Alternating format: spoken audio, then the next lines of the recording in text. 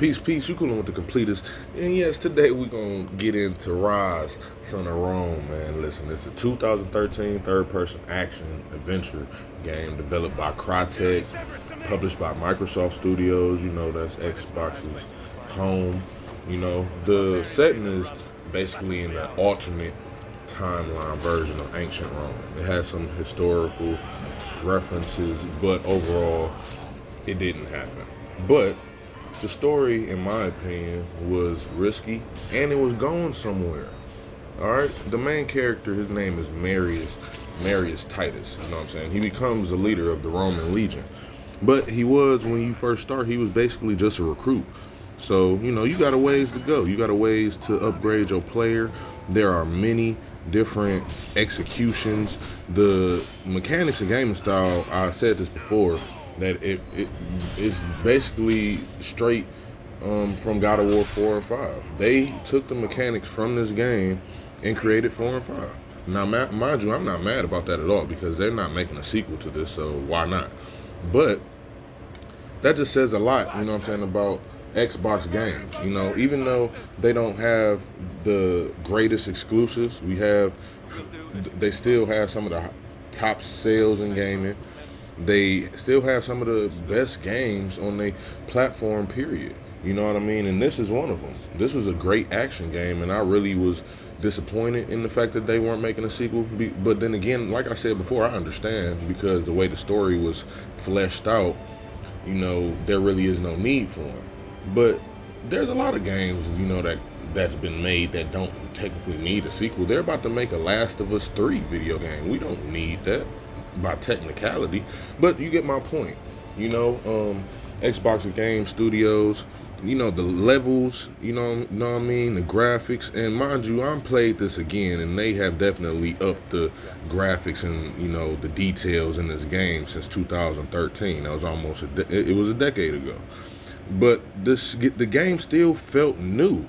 You know what I mean? It still felt new. Like, it felt like I was playing it all over again. Even though I knew what was going to happen, the mechanics, the gaming experience, you know what I mean, the interactions, and like I said, the story is really underrated. And I feel like anybody that said that the story was trash or shitty, you know, just needed a bunch of extra shit, because honestly, this gave us it all. It gave us fantasy, gave us adventure, betrayal. The only thing it didn't give us was romance. You know what I'm saying? But at the end of the day, it still gave us the criticals. You know what I mean? My man's was it was really a vengeance tale. You know, they highlighted a lot about Themistocles, who was a vengeful spirit. That's a part of their mysticism in Rome. You know what I mean? It's a lot similar to Greek mythology, but there are differences. Yeah, it's just a great game. There aren't really a lot of games like it, but if we was to actually go down the line, you know, we have things like Quantum Break, which was a highly budgeted video game, but ended up not selling the way it was supposed to. But it was still entertaining. The Order, Dead Rising 3, you know what I'm saying? Games like that third person survival action, you know, thing. Not too many buttons you need to use to fight, but you definitely need the combinations, you need the defenses, and you need the timing to be right, definitely when you have to parry and things like that. And yeah, it can get difficult. But the graphics and everything in this game was just crazy. They really seemed like they had fun. And if anybody remember when Xbox One came out, this was the game that they was promoting. This was the game that they was like, yeah, get this game. This game comes with the system, blah, blah, blah, blah. And honestly, I felt like it got a lot of hate. A lot of hate. You know, I don't know if it was from, you know, Xbox haters, but it definitely, you know, got more hate than it deserved. And when you go and look at the ratings, look at the audience score, look at the reviews, you know what I'm saying, on the game, there are a lot of positive. You know what I mean? So I don't know where a lot of these influencers are coming from and saying that the game wasn't good. I just don't get it. You know, I feel like if it wasn't for this game, y'all wouldn't have gotten the masterpiece God of War 4 and 5. At least not in the visuals that we got it. You know what I mean? They would have probably stuck to the old formula. And mind you, that doesn't mean that God of War 4 or 5 wouldn't have been successful if they would have stayed with the old formula. It probably would have sold more.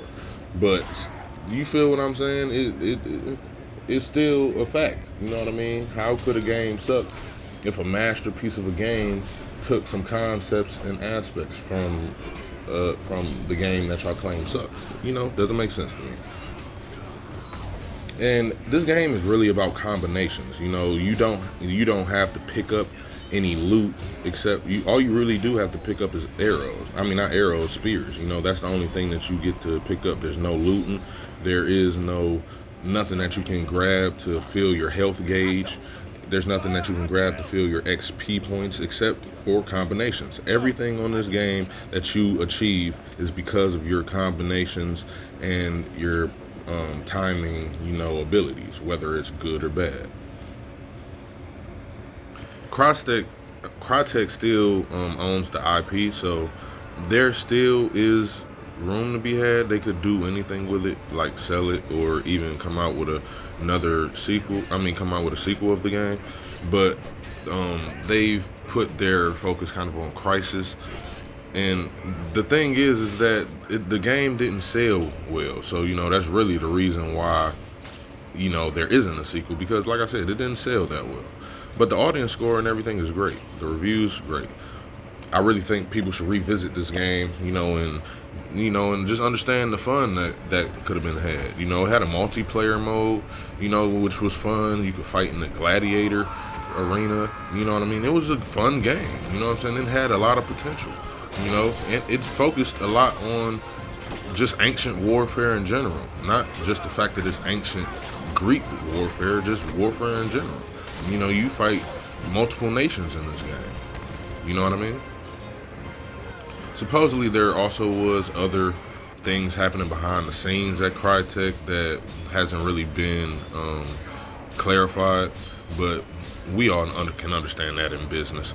But my whole point is that we can't let things like this just escape us, and just go with the wind. You know what I mean? This is a game that should be talked about, a game that should be expounded on, and and even if it's not about ancient Greece, it could be about any nation, any ancient power. You feel what I'm saying? And can just create a good story around it and give us just good gameplay, good gaming. You know what I mean? Why can't we do that? You know what I'm saying? Why can't that happen?